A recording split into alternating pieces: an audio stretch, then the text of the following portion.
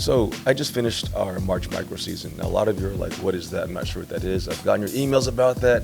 I've seen it online. Let me talk to you a little bit about what it is, who it's made for, and why I think it's a pretty good option.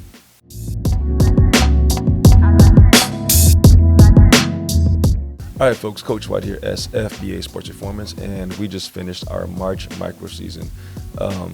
I've held one in November, January, February, and March. So we've had 4 micro-seasons so far. The one in November was a 2-week program, which consisted of 10 practices Monday through Friday for 90 minutes each, which completed with a 1-day local basketball tournament here in the Bay Area. I extended that to keep it going because I thought we made some really good progress to do weekend micro-seasons in January, and then February, and then in March, which I just stated. The ones in January, February, March, there were 3 practice sessions and a 1-day tournament. So we'd practice 3 times a month on Saturday for 2.5 hours each. So for our 5th and 6th graders, they'd practice from 3 to 5:30, and then for 7th and 8th graders, they'd practice from 5:30 to 8 on Saturdays. And then we finished the end of the month with a 1-day local tournament. And then it also provided me with a weekend where I didn't have to do anything. I could spend time with family. Typically, I've done training sessions in the past, and every weekend's full, and it just seems like I never get a chance to spend time with family. So I wanted to prioritize that in a way where I could always dedicate a weekend at least every single month to make sure that I'm there with my wife and my daughter. So that's why I structured it that way. A few things. So what the micro season is, let me just kind of break that down. It's a condensed basketball season, and it provides actual basketball practices and an opportunity to play in a actual basketball tournament. It's not you show up and we just scrimmage against players that are already there. We're playing against other club basketball teams, and it's a real setting. You're driving to real gyms, real tournaments. You're playing against other teams that practice and really play basketball. There's referees, there's other people there, and you get a sense of what it is to play in an actual club style tournament. So I did this for a few reasons, and let me kind of back up. I used to do a lot of basketball training sessions, and I stopped doing that, which I've talked about in the past for a few reasons. One, a lot of parents said, we would love it if you brought back the training sessions. It worked for our schedule. And although I understand that and can appreciate that, I didn't want to do it solely because of that. Here's my reasoning, and this is just for me. Again, if it worked out for you, great, but this is for me. Working with players, I want to see tangible growth. I want to see that there's something that they've actually gotten better at. And what I didn't find all the time was, although I can help a player improve in skill, I can help them with their ball handling, I can improve their shooting form, we can work on their passes, all the technical skills we can improve. That wasn't the issue. I thought we made some good strides with that, especially with kids that were just learning the game or kind of developing, starting to play more competitive basketball. But when it came down to watching them play basketball, they were completely lost. I saw no spacing. I saw when we would get to our scrimmage session, what it was is we would have 60 minutes of basketball training, which followed by a 30-minute scrimmage setting. And that can be, 2-on-2, 3-on-3, 4-on-4, or 5-on-5, based off how many kids showed up. But regardless of that, it basically became whoever was the best player that showed up to the training session that weekend, they took all the shots. The kids that weren't that good or weren't that confident with shooting, they would just defer and pass the ball for no reason. If we did work on things like finishing at the basket, layups, none of that existed because there were no actual gaps to attack. Every kid just jumbled together asking for the ball. We worked on shooting, but a lot of times kids would just panic whenever a kid would just jump in their face and play defense, and they would just launch it in any way that they needed to get the ball to the rim. So all the time we spent working on shooting form and passing and ball handling and finishing, none of that existed when they actually scrimmaged. And I watched that, and I would stop play every 1 or 2 minutes. Hey, you got to be here. Make sure you're here. Make sure you do that. And then let them go play. And I know that kids would show up because they wanted to play basketball. They like the idea of scrimmaging. It's the part that's enjoyable to them. But I also watched it and said, yeah, everything we just did for the past hour is non-existent. It's not there. And even kids that would train with other programs, and had pretty good skill, I'd watch them come out and it would basically become like a glorified showcase for them. Poor spacing, trying to dribble through everybody, just showing that you're the best player here in the gym today. But no real reason to what you're doing from a basketball standpoint. Poor spacing, poor driving, poor decisions. What you're doing works against this kid because he's not as good as you. When you play against a team or a kid that's better than you, nothing you do works. So now you're not focusing on the aspects that we want you to learn in terms of understanding spacing, reading, and reacting to situations. So I completely just stopped doing that. And I know a lot of families are like, yeah, we can't do your micro seasons because we can't commit to 3 weekends, or if it's a 2-week program. And I'm like, I completely understand that. And I'm sorry that that's a side effect. I knew it would be. It wasn't something that I wasn't prepared for. I knew it would be. But I also, from my standpoint, was if you can't commit to a consistent training regimen, and I'm just asking for 3 weekends, you've got 12 months out of the year. If you can only make one micro season, just give me 3 Saturdays out of the entire year and then 1 Sunday. And then I'll give my best in terms of helping your kid get better at basketball and understanding the game. But you're going to have to make a sacrifice in terms of time. If you can't do that, I don't know realistically how I can help you or any coach can really help you get better at basketball the way you want. And so that's where I was at. I was watching kids who would come in, even kids that came in regularly, and they'd work on skills. And coming in once a week and then working on kind of like random skill sets based off who's there, I didn't really think that that was a benefit. Now with the micro season, here's the benefit for me, is I get to structure and scale it. So each practice just builds on from the last one. So we focus on week 1 is something that really sets our foundation for what we want to do as a team. Then week 2 builds upon that. And then week 3 builds and then reinforces. And then game day, we're ready to go. But there's a beginning, there's a middle, and there's an end. There's a point that we're reaching towards something versus just, all right, let's do some training and then I hope it works out. Most of the time I train kids that don't play for me. They play for other programs, so I don't know what they do on their teams, what type of offense or defense they run, what positions they are, where they struggle on those teams, where they're successful. So I'm hoping that something sticks, but when I can use a micro season, I can create real goals. I can coach them in a team setting, and I think that's really where a lot of these kids are missing that aspect. A lot of parents tell me, and they'll tell other people, and a lot of parents believe this in their soul, their kid needs more games to become better at basketball. And I can't think that's further than the truth. Like, I can't disagree with that more than anything. Games are a test. Again, this is my opinion. You can take it how you want to. Games are a test.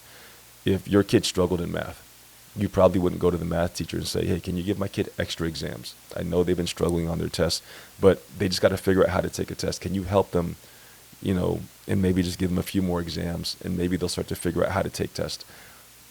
If your kid's struggling in basketball, getting them more basketball games to play is not going to help them. Just like if you give them more exams in math, they're just going to fail all those exams and become less confident and probably just quit at some point. If your kid plays in a bunch of games and they don't know what they're doing, it's the same result. What I'm noticing is a lot of parents think that games are the answer, when it's really your kid just doesn't understand what they're doing. They lack a knowledge of the game itself. They lack the consistent preparation and practice time needed to understand the game. And when they go out there, they expect to see like magic happen. But their kids are like severely unprepared for the competition level. Another point of doing the micro season was I wanted families to get a chance to see who their kids could be facing.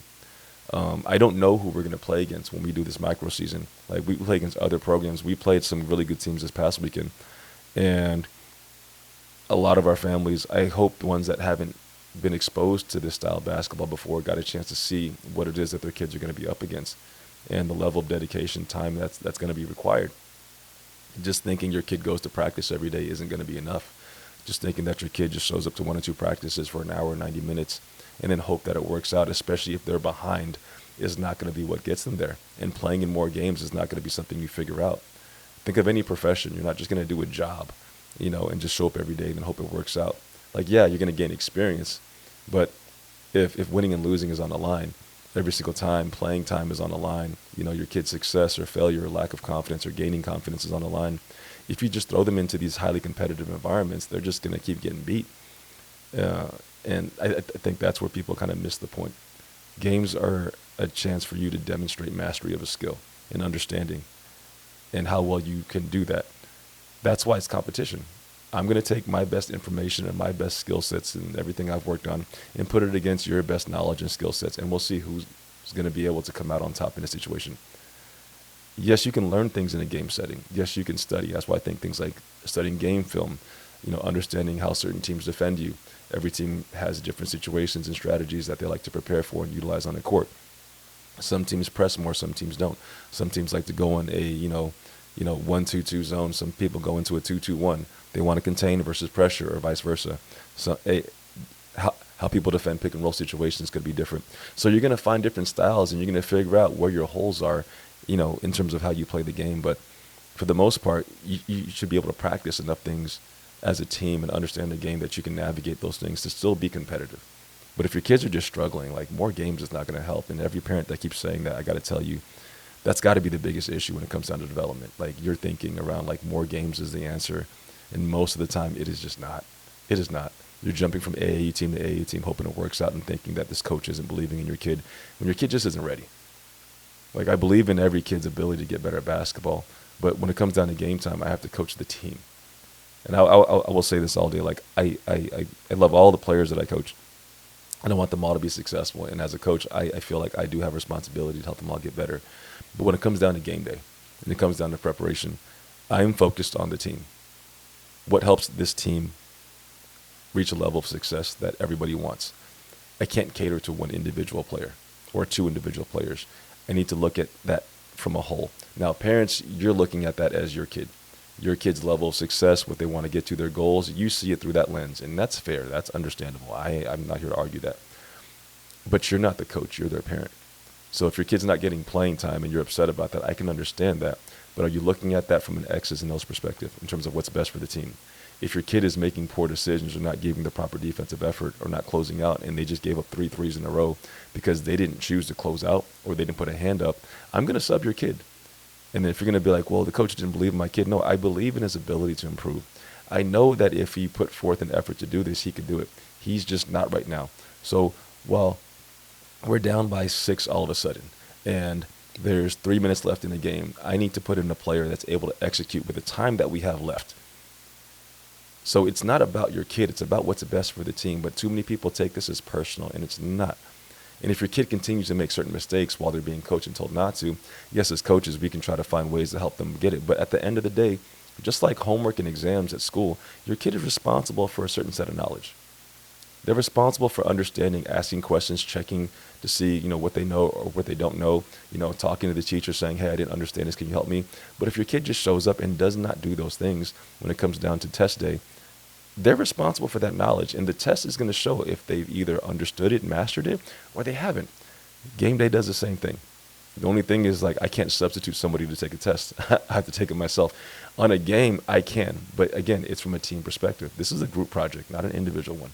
So more games can be beneficial, but at the end of the day, games really demonstrate what your kid knows or doesn't know. And instead of just getting frustrated about it, look at exactly what they're doing right, what they're doing wrong, and what do they understand and what don't they understand. Start to ask the right questions, and that's how you're going to get better. That was the whole purpose of me doing the micro-season.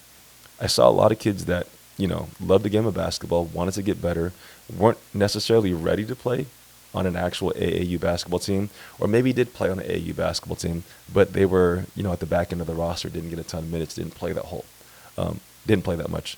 And we would have tryouts for our AAU teams, and there'd be like all these kids that would come to tryouts, and I would say no to most of them. Like, most families that come to tryout for our program, I say no to. I don't. I'm not one of those programs that'll just take your kid because I've had kids I've said no to where I'm like, you're not ready, and then they tell me they made somebody else's team. And I'm like, okay. Then I asked, how's it going? I'm not playing that much. And I was like, yeah, like, you just wanted to play. That's it. But the problem is you're not good enough to play yet, at least on a competitive team. They just took you because, you fill a roster spot and you bring them some more revenue. But ultimately, you're not ready to compete, and you're going to be frustrated, and you're going to spend the next 4 or 5 months on this team not getting that much playing time. Parents are going to be mad because they spent all this money, and they're going to wonder what's going on, and they're just going to think it's unfair, when really it's just you just put your kid in an environment because you couldn't say no. You didn't prioritize the things that they needed to develop first before putting them in that stage. So you spent the money because you just wanted them to smile and just do something that they enjoyed, but they're not ready to play at that level. They don't have an understanding of the systems that they need to know in terms of defense and offense to play yet, and they don't have the skill set to do it. So back to the micro-season part, I wanted to do something where I taught basketball. I am not a basketball trainer. I may have used that term in the past before, but I realize that's not who I am. There are basketball trainers out there that do an amazing job, and they care and they teach and they're very dedicated and detailed about their job. And there are some really solid basketball trainers out there in this world. Number one, hats off to you guys. I'm a basketball coach. I teach the game of basketball to players. I'm not here to teach you the next scissor step or this or the what has you this and that. I don't. That's not my world. There are other people that can teach that and explain that better within a game setting. I am not that person. I have coaches that do that work for us here at SFBA, and I defer to them in terms of that expertise. But that's not what I feel for me is the most important thing a lot of players need. They don't understand how to play the game of basketball. They don't understand spacing. So I felt like if I can give kids more information around basketball and have them practice this in a real setting and have them do that in competitive environments during practice and then build upon that within the practices we have in the micro-season and then give them a chance to actually play against other teams, I thought that would be the biggest benefit to them. But it also came with consistency. If you can't make it, then you can't make it. I host several micro-seasons during the year. And if it doesn't work for your schedule, that's fine. No harm, no foul. But I can't help your kid if you're only able to show up once every other weekend or maybe once a month. I don't know what value you think you're going to get out of that. Cool, it's a great way for your kid to show up. But if this is just like an activity for your kid, where he can go for an hour and hang out and play basketball, you can do that at the park for free. But if you're actually trying to get your kid to learn basketball and understand the game and really develop and see tangible growth, then you're going to have to make some sacrifices in other parts, that get in the way of being consistent. And if you're not willing to make a commitment there, it just kind of shows me like, hey, like, then maybe this isn't that important. Like, it's important when they lose a game or when they don't get playing time, but it's not important when it's time to put in the work to get better.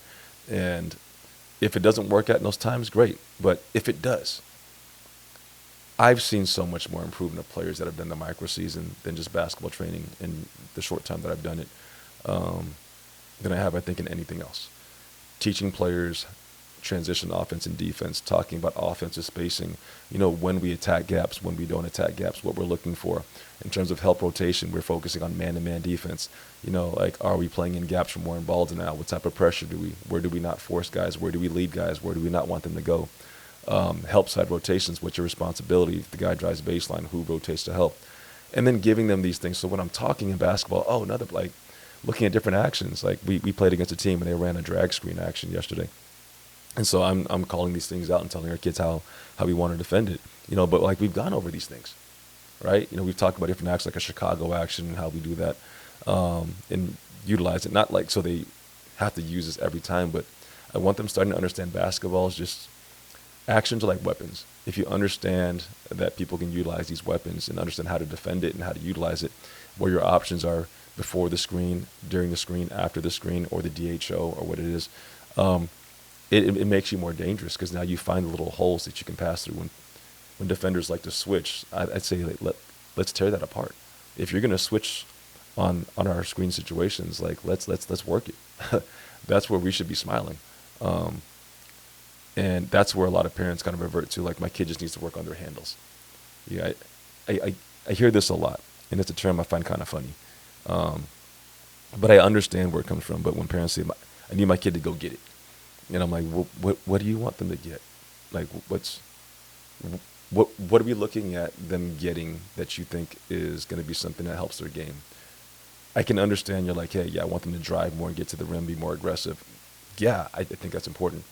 But when we say go get it, I can understand it if it's from a standpoint of they have a wide open, uncontested lane to the rim.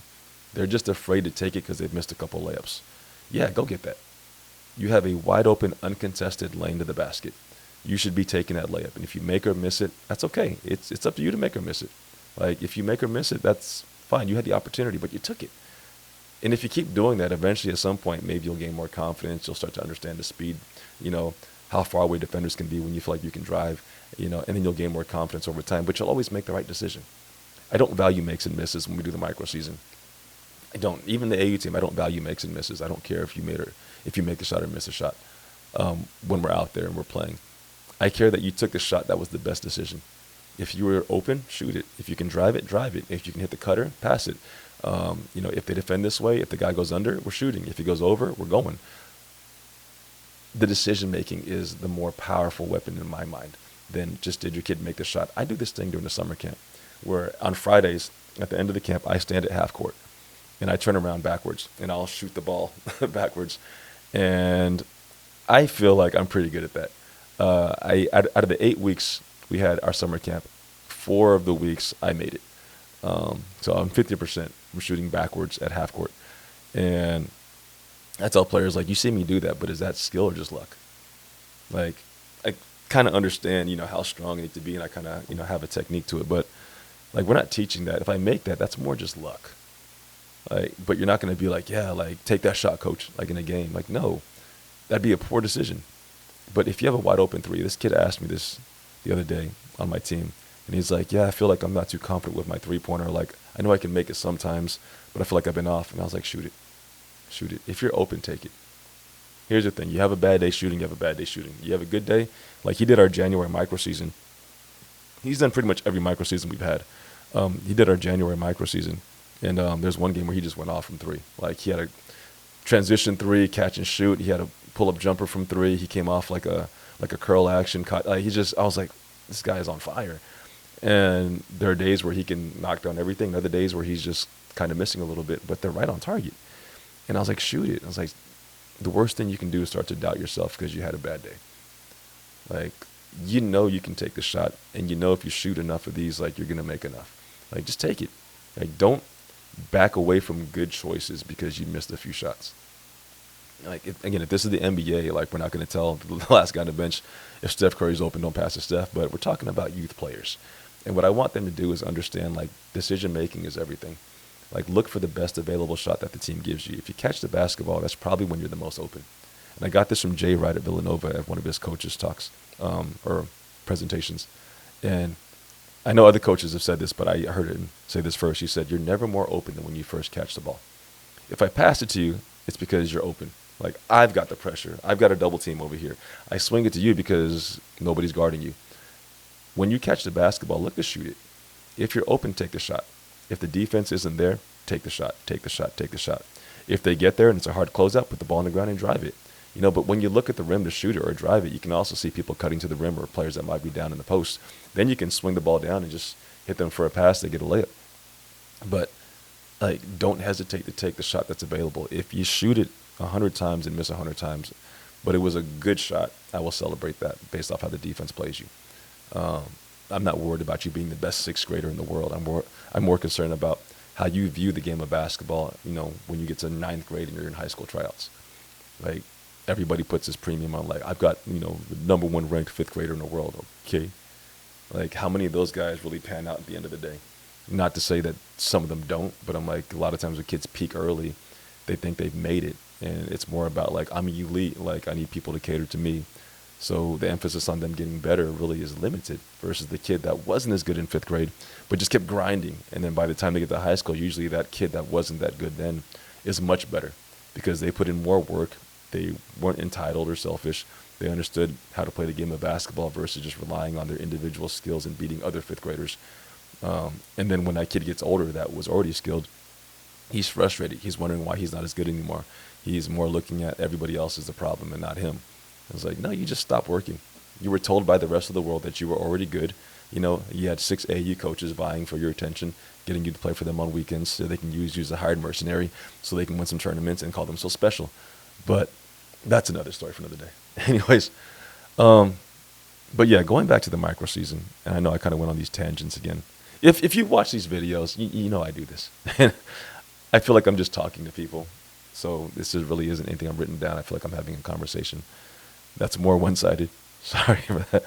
But yeah, the micro-season was just a chance for me to teach basketball to players that wanted to play basketball, looking at kids that tried out for our program and people that we said no to, but were coachable players, players that would work hard, players that would listen. They just needed an environment to actually, develop and learn. And the micro-season was my way of doing that. It also forced people to show up consistently. If you can't make the micro-season, then, that's fine. I'll have others. But I don't want to do something if I can't have a beginning, middle, and end. I want to see at the end of this that there's some type of growth. There's an understanding. We can create clear goals in terms of what we want to teach and what we want to learn. And then we can actually see kids compete in real competitive environments. But in a training session, I'm like, it helps. But what I'm looking to get out of it, I I don't think I can if it's just purely training. Obviously, our basketball camp that we have, our Summer Hoops Academy, it's a longer time frame. It's 5 days. From 8 a.m. to 3 p.m. So we can go over a lot more in terms of skill and things like that. So we can hopefully make a lot more things stick. But if I'm working with you for like an hour, can I help you get better at basketball? Sure. Can I help you see the game better? I don't know. I think for some kids maybe, but I think for a lot of kids no. Because here's another thing, and this is why I teach man-to-man defense when we do this. We did a tournament some time back, and there was this kid that was like my height, and it was for a fifth grade team. I don't know if he was in fifth grade. I'm assuming he was. I'm not saying they're cheating or not, but when I watch a kid that's really tall, right, and it's like a fifth grade team, and the kid's like nearly my height. I'm 6'2", right, and I'm just like, your footwork isn't there. No speed, no agility, poor coordination. You can't score. Some of our players, are beating you to the rim, when you're defending us on the perimeter. But this kid's playing in a 2-3 zone and just stuck in the middle. I'm like, you're never going to develop athleticism, quick awareness, reaction time. You're not going to develop the ability to guard people with the basketball. You're just going to be the tall guy. Because you're tall, you get stuck in the middle. You're in the back end of a defense. You're told to rebound and pass the ball to the guard so they can make plays. And I think that's the worst way to go about it, honestly. If you have a kid that's tall for his age, and he's stuck playing in a 2-3 zone, and all he does is post play. He doesn't get to do anything else. I really think your kid is going to be limited on their development. I see so many kids that are like 6'2" and 6'3" playing in like local high school teams, and they're just the center. And they can't do anything else. They run a zone defense, and when they press, they're the guys in the back. And I'm not saying that I haven't done that. Like, if a kid doesn't have certain skill sets, obviously I have to coach to the team, but like I look at it from my experience. When I was younger, I was like the tallest guy in my middle school. And I was stuck playing in mostly zone defensive situations. But the only thing that saved me is that I played basketball every day with friends at the park. We'd go to different parks and stuff. When I went to visit my uncle in Texas, my aunt would just drop me off and I'd play against whoever was there. And it was cool. But because I did those things all the time, that's how I was able to develop handles, not from trainers or training sessions. I just played all the time. And that's where the experience came in. And that's where like the competitive fire came in. Like, if you want to keep playing, you got to win. You pick the 5, you guys go. And then, if you guys lose, you get off until it's your turn to get on again. But that's how I learned all the other stuff. But it wasn't because like my coaches really helped me there. And I see a lot of times because kids don't play basketball outside anymore. They don't just play randomly just at the park with friends or whatever else, or just random people against different age groups. They only play and practice basketball in team settings. They only have their basketball practice and then never touch the ball again until they have another practice. And the only thing they learned was to stand in the middle and just get big and just put your hands out and maybe rebound and get tough. They're not going to learn basketball. Your kid's going to be the tallest kid in his school, and he's going to be the weakest athlete in high school. He's going to be the slowest guy. He's going to have poor footwork. I watched this one team play. I'm not going to say the school's name, but they had this kid that was about 6'4". And I think he played football too. And I'm watching his footwork, and I'm like, he has horrible footwork. I've seen like 7-year-olds with better footwork coordination than this guy. And I'm just like, yeah, his whole life, he's just been bigger than everybody else. And he's only been put in situations where he gets to do this. Just stand there and be a big guy. He doesn't get to defend, doesn't get to move. And I don't know where I heard this from. I heard this and I haven't seen a study, but somebody told me there was a study one time that was done like around the age of like 12. Whatever level of athleticism your kid's going to gain as he gets older, like, it's going to be limited by the time he's like 11 or 12. And when I look at that is like, kids are developing and learning, physically, mentally, everything else as they're younger. Like, kids pick up a lot more things when they're younger. And it's harder to kind of understand and learn things when they get older. Like, if a kid learns a foreign language when they're a baby, they can pick those things up. If I try to learn a foreign language today, it'd be probably way harder just because my brain, the way it's working, the way it's shaping, is different than it was when I was 3. So athletically, physically, everything else, kids are developing a lot of things when they're younger. And you see these kids that are quick and they're fast and they're explosive. And it's like, wow, like, look at that. And then you get a kid that's slow, but then you'll watch kids try to develop those skill sets when they're in high school. For a lot of them, it's kind of late. Like, they're not really going to develop that athleticism that they would have gained if they had practiced and learned those movements when they were younger. And I watch a lot of kids that are just big. Like I said, this kid was playing against our 5th grade team, and he was like my height. I'm 6'2". So, again, I don't know. I guess just got really good genes. But, like, he was the least athletic guy on the court. And I felt bad because I'm just like, all these parents are out there, and their kids are big, and they just get thrown in, like, a 2-3 zone. They play in the middle, and they just stay in the post. And they're not going to be like 6'9" or 7 feet tall. They're going to be maybe 6 feet, 6'1", 6'2". You're not a center in real competitive basketball at that stage. And you never learned anything. You just got used to do this. So that's why I teach man-to-man defense, because I want them to learn how to defend, how to guard, how to defend 94 feet, how to read and react, how to force people in certain ways, how to defend ball screen situations, how to defend off-ball screen situations, how to handle the basketball. I want them to do everything as much as possible. That's why we run a 5-out offense, because I think it's more free in that case, with rules, obviously, and responsibilities. But I didn't want it to be where the focus is on wins. And in this micro-season, we didn't win any games. We lost all 8 games. Every team played 2 games, 5th grade, 6th grade, 7th grade, 8th grade. We lost all 8 games. So I sat there for 8 straight games and lost them all. Some of them were better than others. But I tell them, I was like, my focus is not on wins and losses. It's on, did you make great decisions? Are the things we're working on, did they work in situations? Can we see how it was beneficial, or maybe how poor decisions weren't? And then it's really a learning and teaching process at that point. That's where I think playing in the games is helpful. But then giving them more games that day wouldn't work, because then they'd probably lose more and then just be frustrated. But you give them just enough dose of games to really understand and see what works and what doesn't, to really test out certain skill sets, to practice those against actual competition. And I think if you do that the right way, you can help a lot of kids get better at basketball. Because let's face it, AAU basketball really isn't about development. It's not. Teams host trials for a reason. They're looking for the best players. This program has their select team, and then their black team, and then this. Like, those are the best players that play in these events. And then some teams have, like, their lower level teams, like their development or their academy teams. And those aren't the best players. Those are players that are just learning, and they're not going to get much work. They're probably going to get, just the coaches that are remaining, but the best coaches are coaching the better teams. So you're not going to get the best instruction all the time. So it's like, if you really want your kid to play competitive basketball, they have to learn how to play basketball. They have to understand the whys, the hows, the whens, the when not to, the reasons around it. And if you get a 5th grade team that can understand, proper spacing, when to attack gaps, when to not attack gaps if the help is set, understand what happens if you're going to get a DHO situation, and depending on what the defender does, what the defender does, what do I do next? Now you're creating smarter players. And now the game looks a lot easier because you recognize what you're seeing. You're reading the story. And then from there, your skill sets become more available. And if you have all 5 players reading the same story on the court, understand what happens, there's less confusion. It's less about who's your best player and more about, like, we're a really good team. So that's the purpose of doing the micro-season. It wasn't to say, basketball training isn't great. I just don't think it serves the purpose that I want it to serve. And I don't think, for a lot of kids that want to get better at basketball, just going to basketball training, for a lot of them, to me, isn't the answer.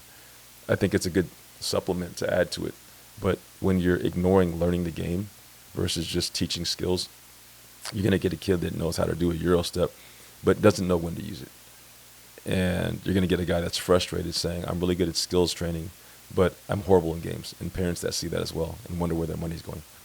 So that's why I did the micro-season. I wanted to help kids that wanted to play basketball, needed to learn the game. I wanted to see tangible growth within that process of them getting better, and then seeing them actually compete in real games and giving an opportunity to actually play. I don't care who plays. I told one of the guys yesterday he wanted to get in, and we had a chance to win a game. And I was like, if my focus was on winning these games, my substitutions would be way different. A lot of you probably wouldn't play as much as you play today, and some of you would play way more. But I'm not here just to try to win these games. I want to give you an opportunity to get out there and compete and learn and see if the skill sets that you've learned are working, how to use them, and then figure out through, live competition. But how I coach the micro-season teams is way different than how I coach my AAU teams. There, we're trying to win games. Not a hesitation. I am trying to win games in AAU. This is not about, like, who's fair and who's not. If you're prepared and you can help us win, you play. If you're unprepared or you're making poor decisions, you sit. And then I try to coach you up when you're on the bench as much as possible. When your opportunity comes up again to get on the court, demonstrate that you understand it. And if you don't, I sub again. But, that's your chance to play. And I believe in his ability or their ability to get better, but it comes down to who's actually performing and processing information so we can be successful. In the micro season, that's not my focus. I know a lot of people are like, oh, yeah, we can almost win this game. Yeah, sure, we could. But, let's see how we're learning today. So that's why I did the micro season. Hopefully that explains it a little bit better for people. I have summer micro seasons coming up for 5th, 6th, 7th, and 8th grade teams. Those are going to be 2-week micro seasons. We practice Monday through Friday from 4:30 to 6 p.m. For 2 weeks, and then they get to play in a one-day tournament on a Sunday. So I have them coming up in June for 2 weeks for 5th and 6th grade, and then the end of June, like the start of July for 7th and 8th grade.